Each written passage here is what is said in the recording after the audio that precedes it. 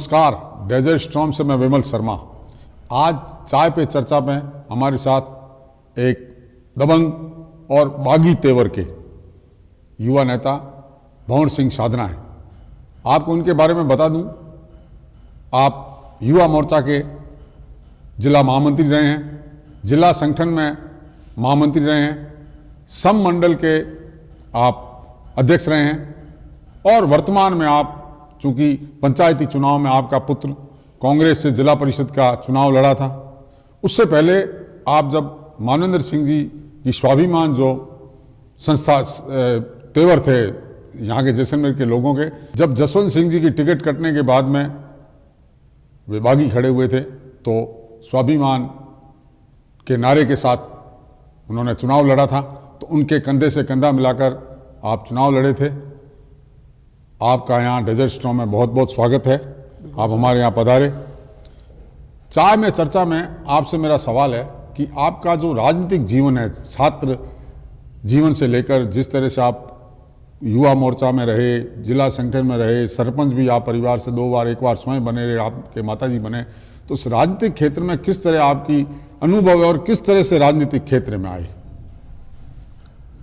सर्वप्रथम मैं जैसलमेर कॉलेज छात्र संघ चुनाव की राजनीति में एंटर हुआ था। प्रथम वर्ष में हमने एबीवीपी संगठन से छात्र चुनाव हेतु टिकट के लिए आवेदन किया था। कुछ कारणवश उस वक्त हमें वो मौका नहीं मिला, हम संगठन के साथ काम रह के कार्य किया।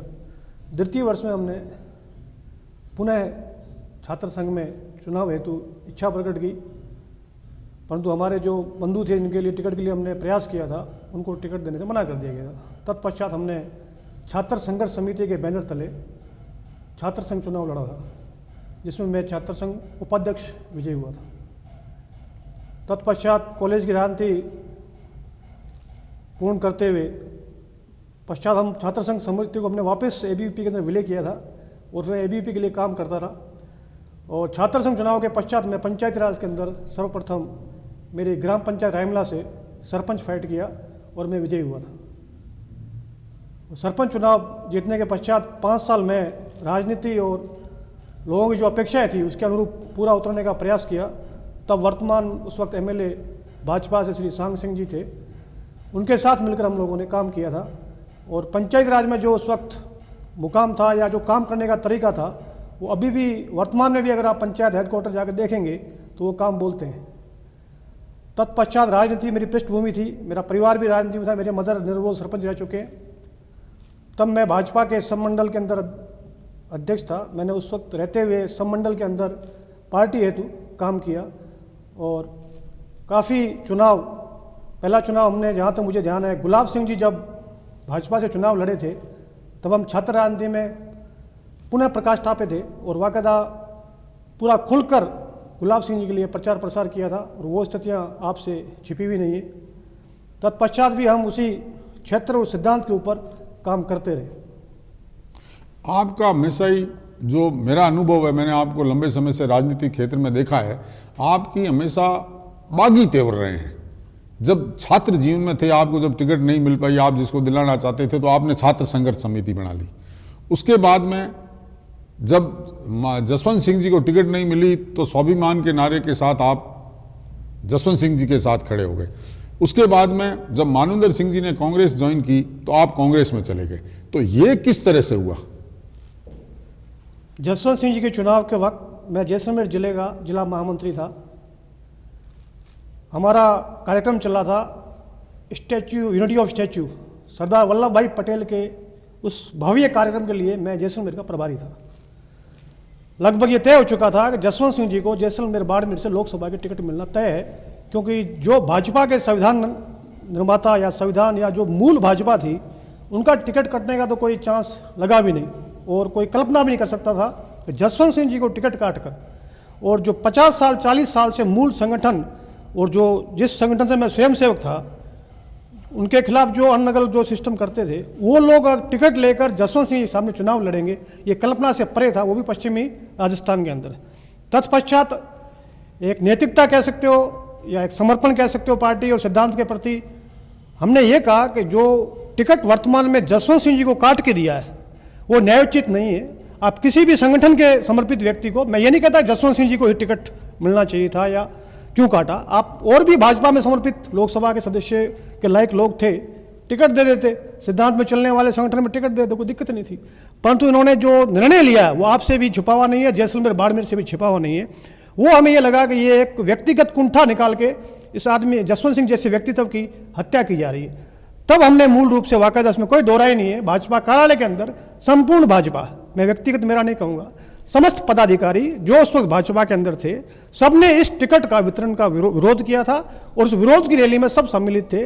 आज भी मेरे पास वो जो उस वक्त जो ये घटना घटी थी उसके लेटर पेड पे साइन पड़े हुए हैं। ठीक है, आज वर्तमान में लोग भले कहें हम साथ नहीं थे, वो स्थितियाँ होगी, तो वहाँ मेरा बागीपन, एक सिद्धांत की लड़ाई थी, उसको आप भले ऐसे बागी कह सकते हो, उसमें कोई दोहराई नहीं है। तब हम जसवंत सिंह जी के साथ रोल अप हो चुके थे।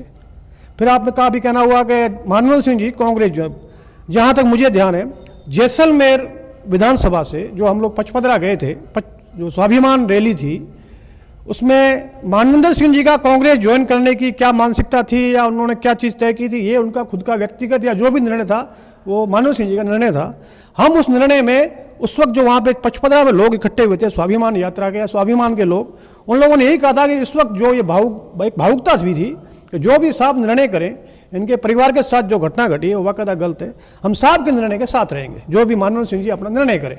उन्होंने निर्णय उस वक्त किया था कमल का फूल हमारी भूल, जिसका परिणाम आपने देखा, जो सरकार राजस्थान में आते आते रह गई, बाकायदा वसुंधरा जी सरकार वापस रिपीट होती, परंतु सिर्फ वही स्वाभिमान फैक्टर के कारण इनको 15-20 सीटों का नुकसान हुआ, जिसकी वजह से सरकार रुक चुकी थी। तब हम उस घर के साथ खड़े रहे, एक तरीके से परिवार के संबंध की तरह समझ सकते हैं आप। तत्पश्चात हम मानव सिंह जी के साथ चल पड़े और वो आज तक वर्तमान भी हम उस परिवार के साथ कंधे से कंधा मिलाकर खड़े हैं। अब उसको आप भले बागीपन कह दो, भले सिद्धांत कह दो, भले कुछ भी।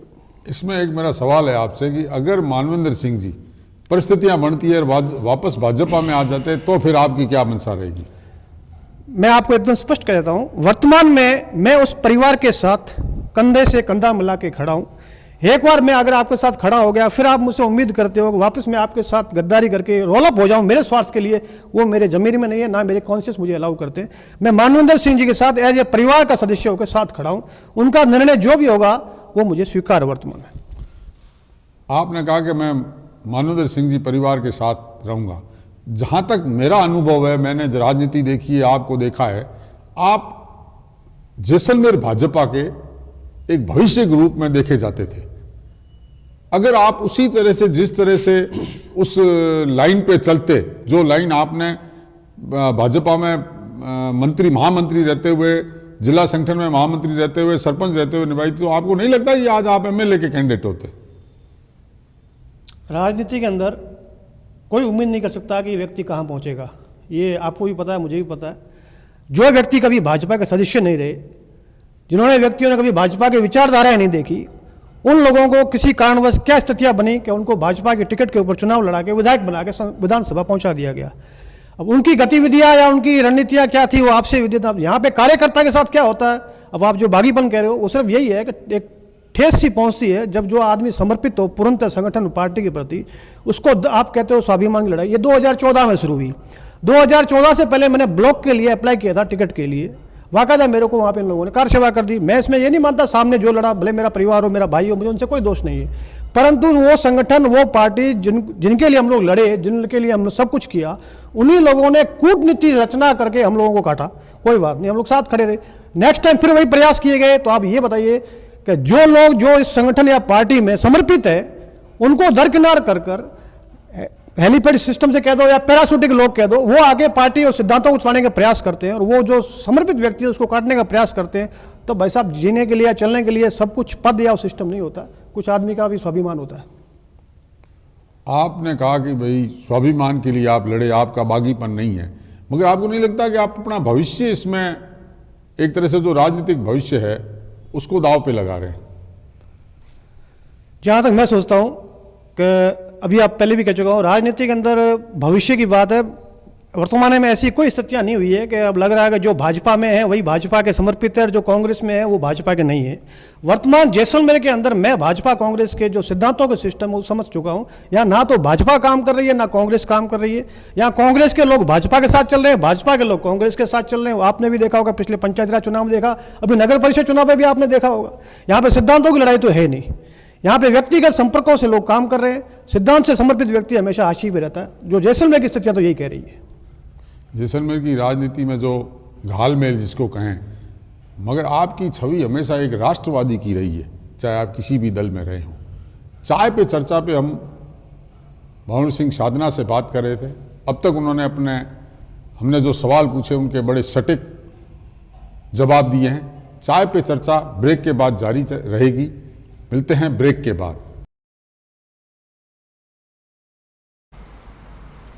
नमस्कार, आप देख रहे हैं डेजर्ट स्टॉर्म न्यूज़। जैसलमेर से जुड़ी सही, सटीक और निष्पक्ष खबरें देखने के लिए हमारे चैनल को आज ही सब्सक्राइब कीजिए और बेल आइकन दबाना न भूलें ताकि आपको समय समय पर नोटिफिकेशन मिलता रहे।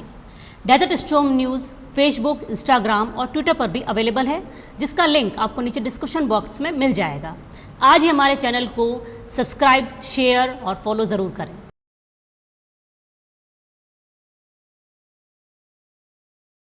नमस्कार, चाय पे चर्चा में एक बार फिर दबंग और युवा नेता भंवर सिंह साधना के साथ हम उनसे फिर बातचीत करेंगे वर्तमान हालात की, जैसलमेर में बदलती राजनीति की, बदलते संतुलन की। भंवर सिंह जी, पिछले कुछ समय से ये देखा जा रहा है कि जैसलमेर का जो सामाजिक ताना बाना है, एक वर्ग विशेष की आबादी बहुत ज़्यादा बढ़ रही है और एक हिंदू धर्म की आबादी कम हो रही है और अवैध मदरसाओं की संख्या बढ़ती जा रही है और यहाँ किसी प्रकार का वेरिफिकेशन नहीं किया जा रहा है कौन कहाँ रह रहा है। इस संबंध में आप क्या कहना है, क्योंकि आप सीमावर्ती क्षेत्र के हैं, राष्ट्रवादी सोच के व्यक्ति हैं, तो आपका क्या कहना है इस संबंध में? मैं आपकी इस बात से सहमत हूँ कि पश्चिमी राजस्थान में विशेषकर अभी जो स्थितियाँ जनसंख्या वृद्धि को लेकर है वो विचारणीय बिंदु है। जब तक ये केंद्रीय सरकार जनसंख्या नियंत्रण कानून को, बाकी सब चीज़ों को छोड़ते हुए इस पे फोकस करके अति शीघ्र अगर ये चीज़ लेके आए तो ये विशेषकर जितने भी बॉर्डर एरिया उनके लिए बहुत अच्छा साबित होगा। जनसंख्या संतुलन के लिए जनसंख्या बिल लाना पड़ेगा, ये आपकी सोच है और आप इसके लेकर चिंतित भी हैं कि सीमावर्ती क्षेत्र में जो असंतुलन हो रहा है पूरे पश्चिमी राजस्थान में, वो एक विचारणीय बिंदु है। आप एक पंचायती राज आपने देखा है, आपने युवा मोर्चा के लिहाज से युवाओं की राजनीति देखी है, छात्र संघ की राजनीति देखी है, संगठन में काम किया है, तो आपको एक तरह से जैसलमेर के विकास का खाका बनाना पड़ेगा। किस तरह से विकास हो जो अब तक के आज़ादी के बाद में अधूरा रहा है। कई समस्याओं से जैसलमेर के नागरिक अभी भी जूझ रहे हैं, तो उनको किस तरह से किया जा सकता है? बहुत अच्छा प्रश्न है। अभी तक जितने प्रश्न पूछे उनमें सबसे अच्छा प्रश्न है। मैं कहूँगा तो आपको लगेगा शायद वापस बागीपन है। जैसलमेर के अंदर जितना नगर पालिका क्षेत्र में जितना बजट आता है, मुझे लगता है कि ऑल ओवर राजस्थान में इतना किसी भी नगर परिषद में आता होगा। परंतु नगर परिषद के जो पदों पे आसीन है या जो बोर्ड है, मतलब मैं पार्टी विशेष का नहीं कहता हूँ कि कांग्रेस या बीजेपी, जो भी व्यक्ति उस बोर्ड पर काबिज होते हैं या जो पदों पर आसीन होते हैं, अगर वह अपने ईमानदारी से काम करे तो कोई दो राय नहीं, इतना बजट आता है कि जैसलमेर का सौंदर्यकरण देखने लायक हो सकता है। परंतु पता नहीं क्या स्थितियाँ हैं या क्या सोच है लोगों की।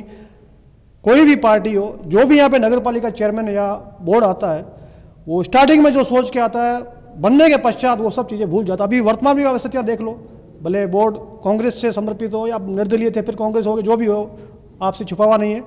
परंतु जो थीम यहाँ काम करने की, जो पार्षदों के अंदर या ये चेयरमैन साहब को या आयुक्त को या प्रशासन को, अगर वो सही दिल से सोच लें तो इसमें कोई दो राय नहीं, जैसलमेर एज ए लंदन बन सकता है। अब उनकी मानसिकता क्या है वही जाने।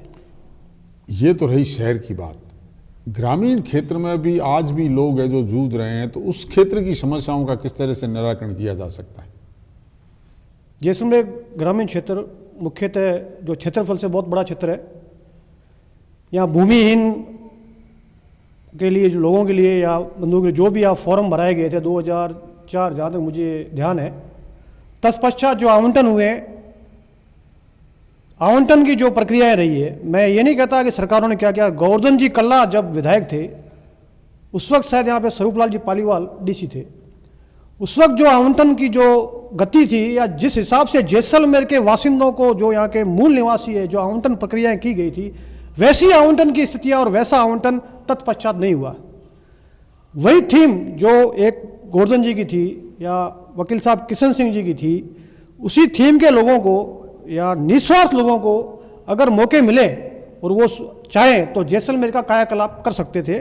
स्पेशल आवंटन तो आप करवा रहे हो, बंद मोर जो भी सिस्टम वो भी आप आवंटन करवा रहे हो, बाहर से ला के भी आप आवंटन करा रहे हो, तो यहाँ के जो मूल निवासी लोग बैठे हैं उनको आवंटन करने में आपको क्या दिक्कत आ रही है? मुझे समझ से परे। कई सरकारें आई, कई चली गई है, जब चुनाव आते हैं तब ये वही रट लेके आते हैं सब आवंटन। आप बाहरी कंपनियों को ज़मीनें दे रहे हो, तो क्या यहाँ के आवंटन के जो फॉर्म है उनको निस्तारण नहीं कर सकते थे? क्या आप बरानी में भी कर सकते हो, नेरी में भी कर सकते थे? तत्पश्चात जो ये विकास का सिस्टम है, भले सोलर हो, विंड हो, आप इसको स्थापित कर सकते हो, परंतु लोगों की क्या सोच है या नेतृत्व की क्या सोच है वो तो वही जाने, राजस्थान के लोग जाने। एक और बड़ा मुद्दा है जैसलमेर का, औरण और गोचर का, जो कहीं भी दर्ज नहीं है रिकॉर्ड में, उसको लेकर आपका क्या मानना है? बिल्कुल सही सवाल पूछा आपने। जैसलमेर जो एक देवभूमि है, मैं तो ये मानता हूँ ये शक्ति स्थल है, चारों तरफ से देवियों और देवताओं से घिरा हुआ, और यहाँ पे जो भावनाएं लोगों की इन स्थानों के प्रति है वो कल्पना से भी परे है।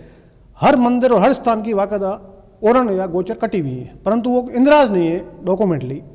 सरकारें आई हैं, मैं जिस पार्टी से बिलोंग करता था यही कहूँगा फिलहाल तो, भाजपा में राज रहा है, कांग्रेस का भी राज रहा है, किसी भी नेतृत्व करता या किसी भी विधायक, ये जो स्तर है विधायक स्तर कह सको या लोकसभा सांसद जो भी हो, उन लोगों ने चला के इसमें कोई इंटरेस्ट नहीं लिया कि यहाँ के गोचर और औरण भूमि को इंद्राज कराया जाए।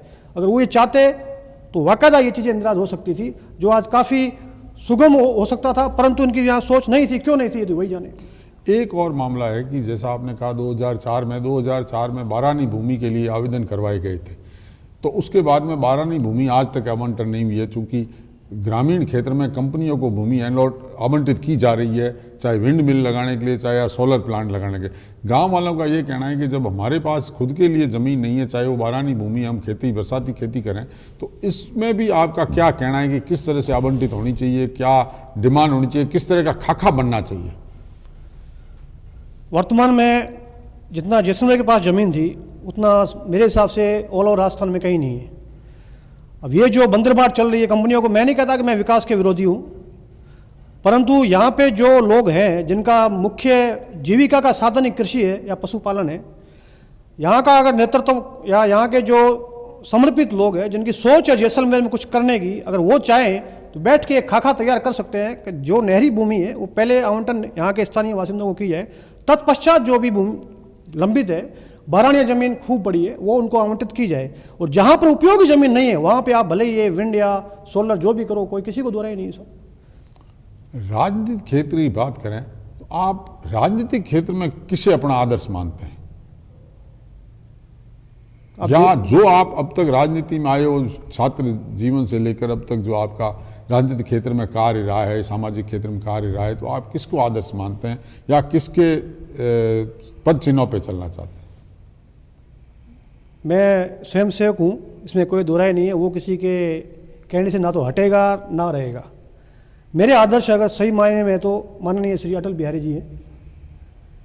उनका जो रुतबा को या उनका जो राजनीतिक जीवन को वो कल्पना से परे, वर्तमान में उनके सानिध्य का कोई व्यक्ति नहीं है और मैं उनको ही अपना आदर्श मानता हूँ। आप अटल बिहारी वाजपेयी को अपना आदर्श मानते हैं। राजनीतिक क्षेत्र में ये कहा जाता है कि राजनीति में आए हैं तो भजन करने तो आए नहीं, तो जब आप राजनीतिक क्षेत्र में, तो आपके मन में ये नहीं रहता कि मैं भी विधायक बनूं और विधायक बन के कार्य करूं? हर इंसान की इच्छा होती है राजनीतिक क्षेत्र में तरक्की करे, इसमें कोई दोहराई नहीं है। सरपंच है वो सोचता प्रधान बनूं, प्रधान सोचते हैं प्रमुख बने, प्रमुख सोचते हैं विधायक बने।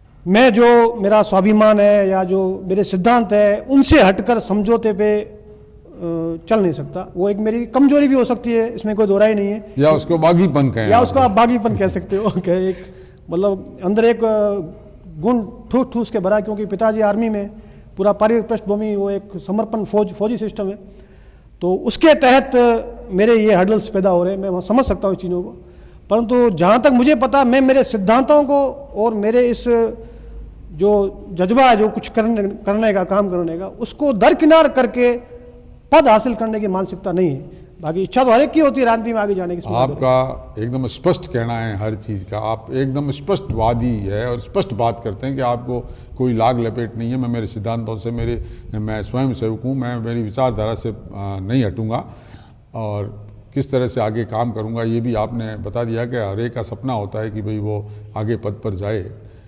राजनीतिक क्षेत्र की आज बात करें, जब राजनीति की अपन बात करें तो राजस्थान की जो राजनीति चल रही है, चाहे वो कांग्रेस की है चाहे वो भाजपा की है, उस संबंध में आपका क्या कहना है? जैसे कांग्रेस की कहें तो कांग्रेस में दो धड़े हैं बन रहे हैं कि अशोक गहलोत वर्सेज सचिन पायलट, वैसी स्थिति भाजपा में वसुंधरा वर्सेज अन्य। तो इस संबंध में क्या कहना है आप? वर्तमान में जो कांग्रेस सरकार है वो सब स्पष्ट सामने दिख रहा है कि अशोक जी ने इस सरकार को कैसे बचाया या कैसे रख पाया ये तो उनको पता है। विधायक कितने समर्पित पार्टी के प्रति थे, अशोक जी के प्रति थे, ये भी उनको ही पता होगा। परंतु अब जो वर्तमान स्थितियां है उसमें युवाओं को अगर तवज्जो देने की बात चले, भले कोई पार्टी संगठन हो, वो मारवाड़ी में कहा साहब बपोती साहब किसी की नहीं है, परिवर्तन प्रकृति का नियम है। अगर ये ऊपर जो चलते आ रहे हैं 20, 30, 40 साल से, अगर ये चला के किसी को आगे एक्सपोज करें या किसी का सहयोग करें या किसी को हाथ पकड़ के आगे उठाए तो राजस्थान में एक बहुत अच्छी राजनीति कायम हो सकती है, भले वो भाजपा हो भले वो कांग्रेस हो। और वही एक द्वंद्व और एक ईगो के तहत अगर लड़ना चाहोगे तो दोनों दलों को नुकसान है। जैसे भाजपा में आप कह रहे हैं, वसुंधरा जी आज भी चाहती हैं कि मैं आगामी मुख्यमंत्री बनूं, उनका इसमें कोई दो राय नहीं है, सपना है आगामी मुख्यमंत्री बनने का राजस्थान से, परंतु उनके हर्डल्स कहाँ पैदा हो रहे हैं ये उनको भी पता है। और कांग्रेस के अंदर अशोक जी का ये भले अब वर्तमान चल रहा है कि भाई सचिन पायलट को ऐसे हो सकता है कि मुख्यमंत्री दे दे या जो भी है, परंतु मुझे नहीं लग रहा है कि ऐसा कुछ होगा। ये तो पूरा का पूरा कार्यकाल अशोक जी ही पूरा करेंगे। आगामी जो कांग्रेस की रणनीतियां हैं या आगामी जो कांग्रेस का भविष्य है वो सचिन जी के कंधों पे पड़ सकता है, तो दिख रहा है। बाकी हकीकत क्या है तो वही जाने हैं। आपका स्पष्ट कहना है चाहे भाजपा हो चाहे कांग्रेस हो, दोनों को युवा नेतृत्व को ही आगे लाना चाहिए। चाय पे चर्चा पे हमने आज एक दबंग युवा और स्पष्टवादी, एक बात मैं और जोड़ना चाहूँगा, स्पष्टवादी युवा नेता से बात की। उन्होंने हमारे सवालों के एकदम सटीक जवाब दिए, बिना किसी झिझक के, बिना किसी लाग लपेट के। चाय पे चर्चा पे आप हमारे साथ आए, हमारे यहाँ स्टूडियो में पधारे, आपका बहुत बहुत धन्यवाद।